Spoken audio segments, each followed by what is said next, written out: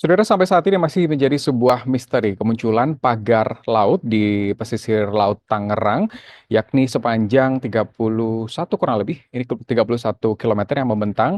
Tidak ada yang tahu, tidak ada yang mengklaim ini milik siapa dan tujuannya untuk apa.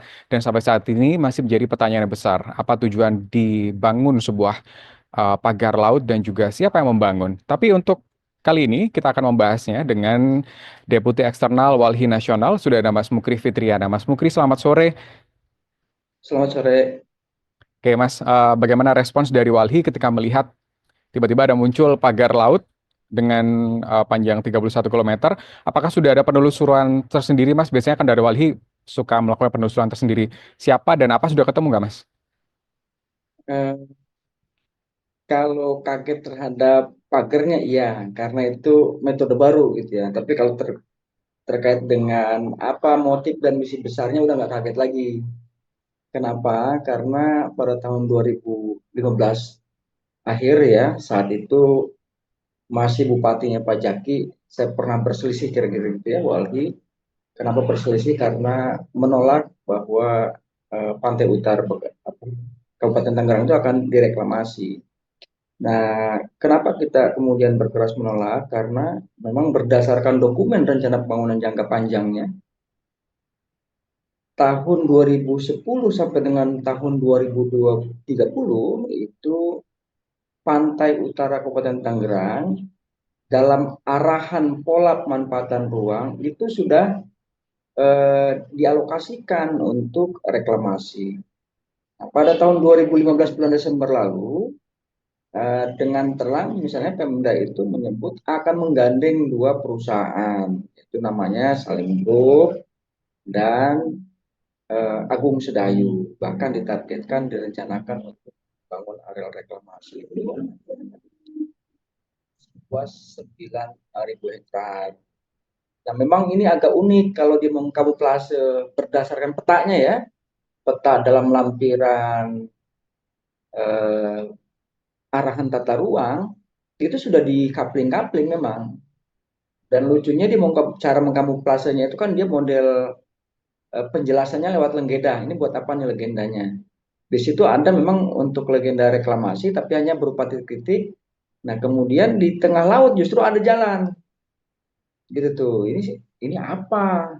Nggak kebayang kalau itu kemudian bisa jadi ya, yang titik-titik itulah yang sekarang di pagar itu, begitu Oke, mas. berarti penelusuran dari Walhi, ini dari tahun berapa, Mas? 2000 berapa itu memang sudah ada rencana untuk reklamasi. Nah, sampai saat Ya, ini memang masih belum ada yang mengaku ya, begitu ya, Mas ya? betul dari tahun 2015. 15, oke. Nah, ini kan kalau dilihat Mas dari pemerintah daerah sampai pemerintah pusat, ini saling mengelak begitu ya, tidak memberikan izin dan lain sebagainya. Padahal kalau dilihat 30 kilometer ini bukan jarak yang pendek untuk membuat sebuah pagar yang kalau dilihat bentuknya ini lumayan kokoh, bahkan bisa dilalui oleh orang. Nalar, Ya, masuk nalar nggak Mas kalau kayak gitu? ya itu saya bilang ini lucu nih. Itu tahun 2010 ya, sudah ada arahan bikin jalan kok di tengah laut, saya bilang tuh tadi ya. Beda yang diarsir reklamasi, dia mengkamuflasenya itu kan pakai legenda penjelasan arti-artinya nih. Kalau titik-titik merah itu artinya apa, titik-titik merah itu ada di tengah laut. Saya bilang, oh kenapa bikin jalan di tengah laut waktu itu ya. Ya kemudian menjadi baru nge, oh ini berarti yang dimaksud jalan itu, dibikinlah dia apa namanya pagar laut itu, karena kita masih fokusnya kepada reklamasinya saat itu. Nah, kalau kemudian pemerintah daerahnya nggak tahu gitu ya, itu yang nggak masuk akal, dia yang merencanakan kok, bahkan dia jelas-jelas menarik-narik.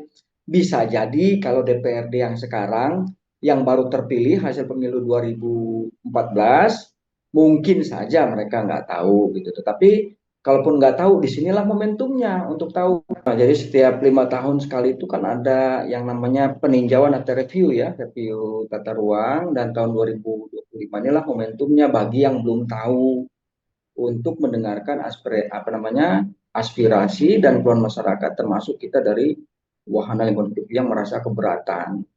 Karena kalau itu dibiarkan, maka menjadi pembenar lah ya, bahwa persekongkolan antara pemilik modal dengan pelaku penentu kebijakan itu terjadi. Oke, Mas, tapi kalau melihat ini kan sebenarnya pemasangan pagar laut ini nggak ujuk-ujuk langsung jadi begitu kan, Mas? Ada prosesnya. Ya, memang udah setahun lalu, tetapi kalau misalnya untuk yang daerah Toronjo gitu ya, kan dia bertahap tuh Mas, tergantung orang yang kerjanya, diambil dari kampung mana.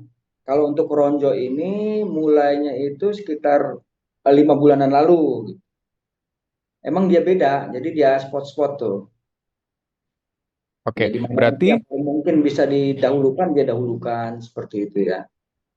oke, Mas, ini Walhi juga paham soal aturan undang-undang. Nah, kalau melihat pagar yang ada di laut atau bahkan seperti membuat labirin begitu ya para nelayan di situ mengibaratkannya, ada undang-undang yang mengatur nggak sih Mas soal penggunaan ruang laut ini?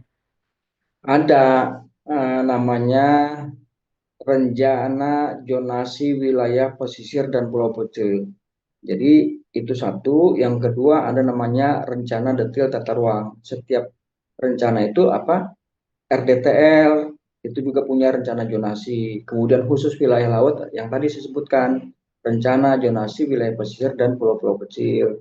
Memang ini juga menjadi sangkut paut gitu ya, cara membaca kita karena di dalam rencana zonasi wilayah pesisir dan pulau-pulau kecil itu pemerintah di eranya Pak Jokowi tahun 2012 ke 2019 itu melahirkan kebijakan peruntukan ruang zonasi bagi pertambangan pasir dan reklamasi seluas 3,5 juta hektar. Sementara untuk wilayah tangkap nelayan itu hanya 21 ribu hektar. Inilah yang sangat tidak adil. Nah, jadi semakin jelas arahan-arahan untuk mereklamasi itu ya nggak ujur-ujur berdiri hanya karena peraturan Pemda juga semata. Enggak. Jadi memang ada unsur keterlibatan pemerintah pusat. Nah, termasuk pemaksaan yang pada ujungnya adalah dalam konteks kebijakan ini bagaimana instrumen pengendalian pencegahan kerusakan lingkungan hidup itu harus mengalah atau tersisih hanya karena untuk kepentingan Undang-Undang Nomor 11 Tahun 2020 tentang Cipta Kerja, Junto Undang-Undang Nomor 6 Tahun 2023. Oke, Mas, ada juga yang bilang ini saya baca pagar ini memiliki fungsi untuk mencegah abrasi. Mungkinkah kalau dari Mas sebagai pengamat lingkungan juga ya berarti kan, mungkinkah pagar ini bisa mencegah? Ajaran pemerintah itu kan nggak begitu gitu ya. Misalnya dalam konteks ilmu teknik sipil yang biasa dipraktikkan oleh orang-orang PU, kalaupun dia mencegah abrasi bukan di sana, bikin pemecah gelombang bukan di tengah lautnya, pasti dimulai dari bibir pantai, lokasi-lokasi yang disebut tsunami. Kita contoh aja sekarang yang di mana? Tsunami Selat Sunda, nggak ada yang di tengah laut dipasangnya, pasti di pinggirnya. Kalau kemudian pada menyambung pada kebiasaan yang dilakukan oleh murni nelayan asli setempat itu, nggak ada juga model begitu. Mayoritas dia nanam yang namanya mangrove, bisa rhizopora jenisnya, bisa api-api, bisa ketapang.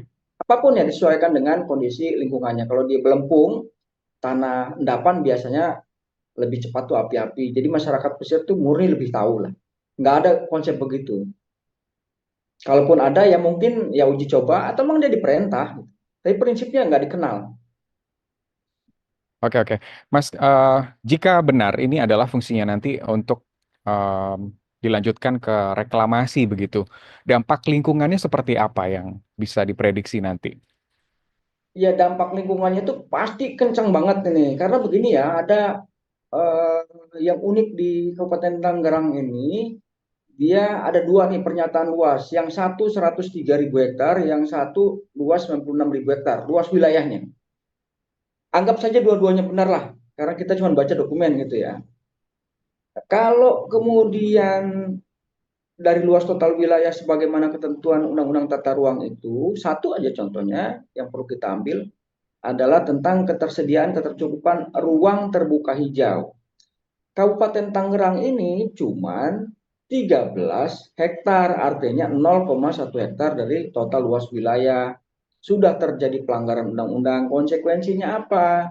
Biasanya akan gampang tuh dilanda banjir karena tidak ada ruang apa namanya Serapan. daya tampung atau daya resapan airnya. Nah, kemudian kalau ini juga direklamasi itu semakin berisiko, bukan cuma semata-mata masalah terumbu karang, ekosistem pesisir pantai, tapi yang paling banyak adalah bencananya. Dan cilakanya, lokasi-lokasi yang sekarang didebarkasi itu ya, dari wilayah pesisir utara Jawa itu, tiga tempat atau tiga desa itu adalah dengan tingkat potensi kerawanan tsunami tertinggi. Salah satunya itu di Kronjo. Nah, kalau dia sudah tahu dalam peta arahan pola pemanfaatan ruang itu mengandung resiko, kenapa juga harus dilakukan? Seperti itu. Artinya kan dia lebih memaksakan kepentingan bisnis ketimbang kepentingan keselamatan warga dan kepentingan keselamatan lingkungan. Jadi ada cara pola pikir yang sangat keliru. Menjawab kebutuhan ruang terbuka hijau aja nggak mampu, lantas dia sudah mau berniat untuk mereklamasi. Saya kira ini bukan lagi mandatoris negara atau mandatoris pemerintah, tapi memang biawak-biawak yang kerjanya cari untung mengorbankan banyak pihak. Oke, Mas Mukri, sejauh ini kalau dari Walhi sendiri untuk mengawal fenomena ini bagaimana? Sejauh apa? Kami harus akui ya, jadi lama kita terputus ke sana itu, eh, ya kita memastikan sebetulnya lebih kepada pertama adalah hak masyarakat atas lingkungan. Kita lebih berbicara hak dulu ya, karena memperoleh lingkungan hidup yang baik dan sehat itu adalah bagian dari hak asasi manusia. Kemudian yang kedua, kami selaku organisasi lingkungan itu punya hak legal standing, mewakili alam yang nggak bisa bicara ini, sebagaimana diatur dalam Undang-Undang 32 tahun 2009 tentang perlindungan pengelolaan lingkungan hidup. Yang terakhir, ya kita juga karena bagian dari negara dan bangsa, ya harus menjaga kewibawaan pemerintah, menjaga kewibawaan negara. Masa ya di depan mata kita dikencingin istilahnya, nggak banyak tahu. Ini dalam konteks kelembagaannya, bukan orangnya. Jadi prinsip Wali itu menggunakan juga polisi bebas aktif. Kalau negara lemah ya wajib kita bela, tapi kalau brengsek harus dilawan. Kira-kira seperti itu. Nah sekarang kalau misalnya dilemahkan oleh kekuatan modal ya harus kita bantu. Contoh misalnya gimana indikasi negara sedang lemah. Masa iya nyari orang apa itu yang masang pagar susah amat sampai nunggu 20 hari. Gitu ya. Kalau seandainya butuh kita bantu, minta dibantu ya kita bantu. Kira-kira gitu. Bagian dari tanggung jawab kita juga ikut serta menjaga kewibawaan negara. Oke, Mas, update terakhir kan ini KKP sudah menyegel begitu ya. Nah, sebagai dari sisi Walhi, apakah optimismenya cukup tinggi dengan aksi dari pemerintah, terutama KKP ini? Ya apapun yang diperbuat ya sudahlah kita hargai ya. Tetapi sebetulnya nggak begitu gitu ya. Kalau dia namanya pelanggaran undang-undang ya di mana-mana orang itu gampang lah dicarinya gitu ya. Apalagi ini bukan hal yang sepele, hal yang cukup krusial. Masa nggak bisa gitu. Contoh teknologi sudah banyak. Kalau kesulitan misalnya kapan terjadi tanggal berapa hari apa. Kita tuh kan punya fasilitas negara ini. Yang namanya citra satelit di Kementerian Lingkungan Hidup itu punya tuh dengan skala daya jangkau mampu 10 meter dari lokasi kejadian.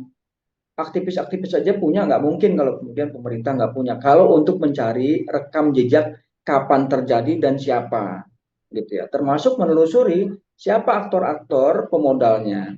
Nah, kalau di track misalnya lewat jejak digital, ini kan jelas-jelas tuh bupati saat itu namanya Pak Jaki itu dia berencana menggandeng dua perusahaan gitu. Tinggal dimintakan aja informasi di bawah, kemudian dikonfrontasi dengan data-data yang ada, dipertemukan gitu ya, untuk mencari kebenarannya. Saya kira diminta aja bertanggung jawab lah.